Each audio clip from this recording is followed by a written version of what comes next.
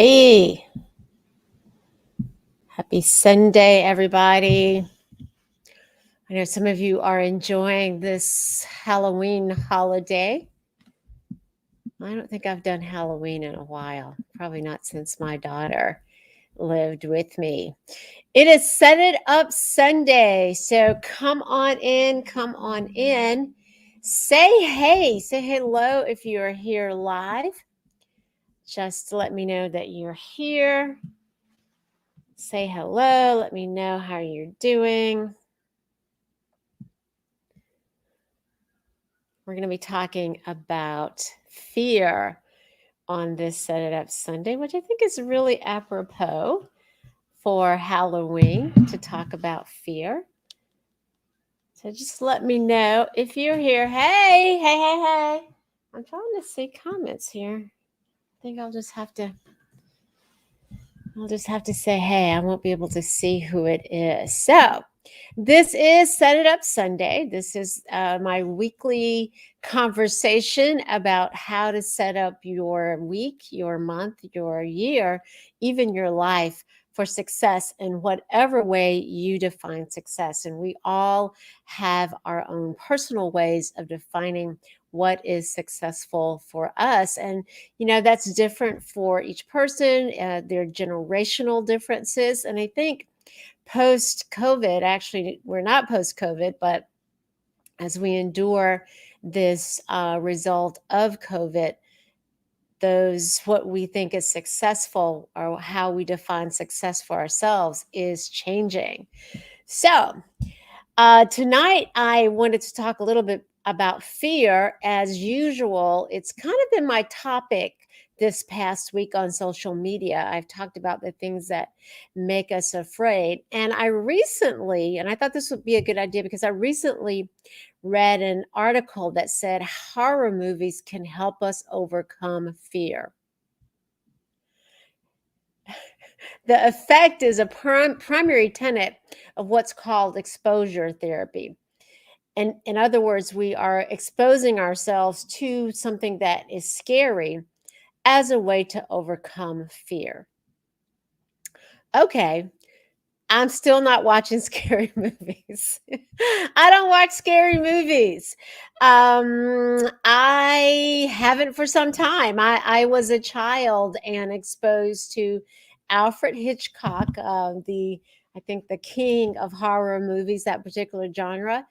And back in the day when there were only 3 network channels, limited channels, there was no cable, he actually had a TV show. And I just have this memory of seeing him come on, and it was his silhouette, which was very well, known. And that would just come on. I didn't even have to see what was coming on afterward, and I would just run and hide. So I'm not watching scary movies, but I think life is scary enough, especially there's so much going on with the pandemic, with global warming, but I get it.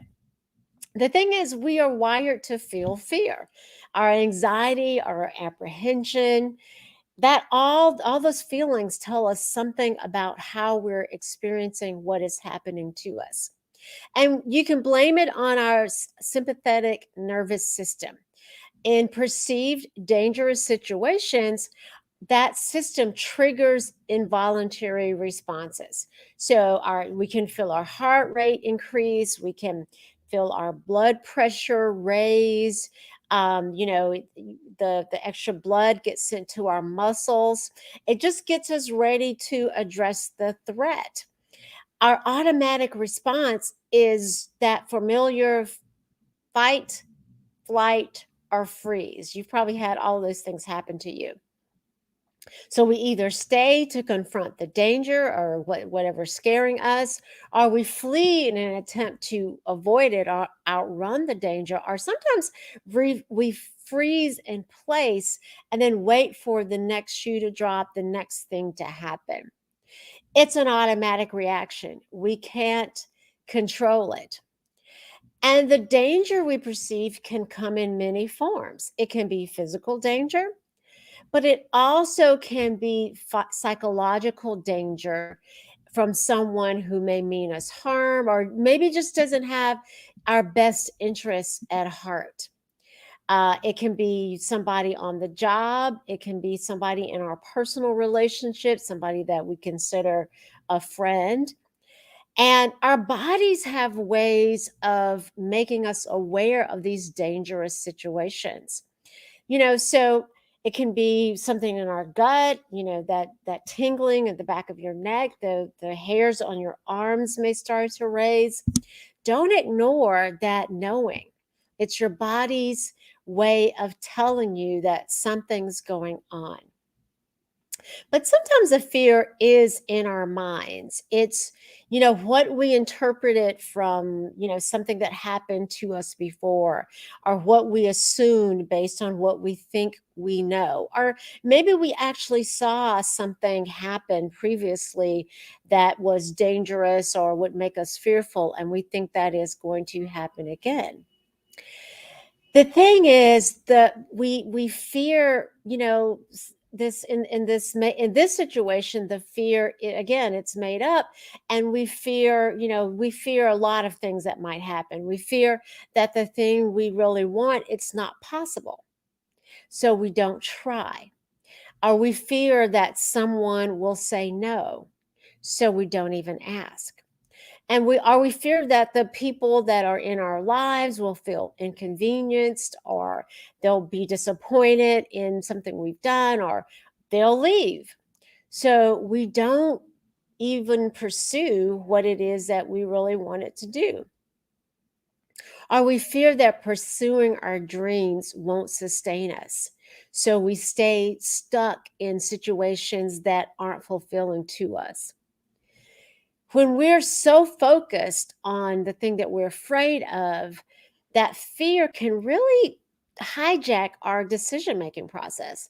It can keep us, stuck in this do loop of negative feedback, and actually halt our positive action, keep us from moving forward in what it is that we really want to do.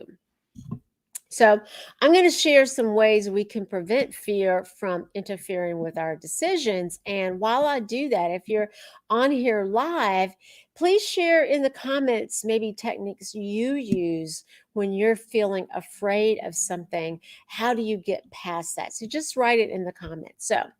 So the first thing is to face that thing that we're afraid of. So kind of like what they were saying about the watching the scary movies, but this is something that you're actually feeling of afraid of, not something that you've gone and watched to be afraid of. So you have to admit to yourself that, or ourselves, that we are afraid. I admit I'm afraid of scary movies, so I avoid them, right? But often that fear is of the unknown. So one of my favorite movies is Get Out. Now, those of you are who are hardcore horror movie fans probably don't even think of that as a scary movie. But I had to ask the people that do watch scary movies if it was something that I could watch. And while there were some gory moments in there, it wasn't really scary, and it was just a brilliant movie. It was so well done, and something that only Jordan Peele could have created. And so I was afraid of what I didn't know what was going to happen. So I, avoided that thing. So sometimes you just have to face it. You have to ask questions, as I did, and kind of understand why you're afraid, which is my second point. Just understand, why you are afraid. What has happened, what do you think might happen, and what does that mean to you? So again, I have had my sleep disrupted from watching scary movies. I have felt anxiety, I have dreamed about the things that I have watched, and so I know that can happen to me. And so that's been part of the thing that has kept me, again, from doing that thing that, I'm afraid of. But, in the case of making a decision about moving forward into something you want to do, part of, what you need to understand is, what are you afraid that might happen? It could happen. That thing that you're afraid of could actually happen. But then again, it might not happen. And so, you're stopping yourself from pursuing something that could get you exactly what you want. And then the last thing I want to share with you is to use any number of techniques to sort of detach from that emotion of fear that you're having. So I talk about mindfulness quite a bit in these set it up conversations. Thinking, concentrating on something that is happening, being present in the moment, concentrating on what is happening versus what you think might be happening, or what you're anxious about what might happen, or frustration about what has happened. Or maybe you want to focus on a mantra, a calming word that can just, keep you focused on what's going on. Maybe even visualizing peaceful images. And of course, my favorite is breathing. So, just as that fear, that nervous system can cause all kinds of responses in our bodies when we feel fear, we can also intentionally slow those things down. So, that heart rate that starts to increase, if we slow our breath down, if we take deep breaths, it's going to sort of counteract those things, those that the sympathetic nervous system is creating in our bodies. So, let me just so I think that's the last thing I have. Also, meditation, prayer, yoga, all of those things can help you detach from the feeling that you're having, the feeling of fear that you're having. At the end of the day, you just don't want fear to keep you from doing what it is that you're supposed to be doing. You don't want the fear to be the driving factor in the decisions that you make about how you're going to live your life. So that's all I have in my allotted time for this Sunday evening.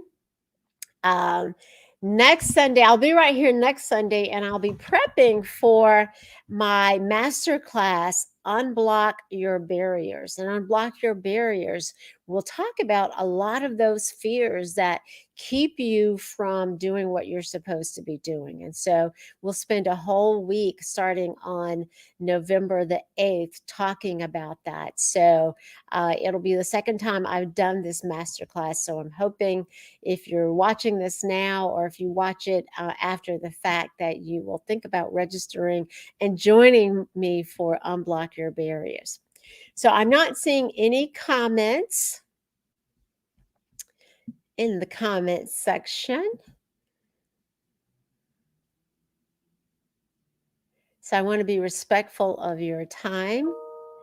Thank you so much for joining me tonight. And I'll be here again next Sunday, right at 8 o'clock Central Standard Time, with Set It Up Sunday. Enjoy the rest of your evening.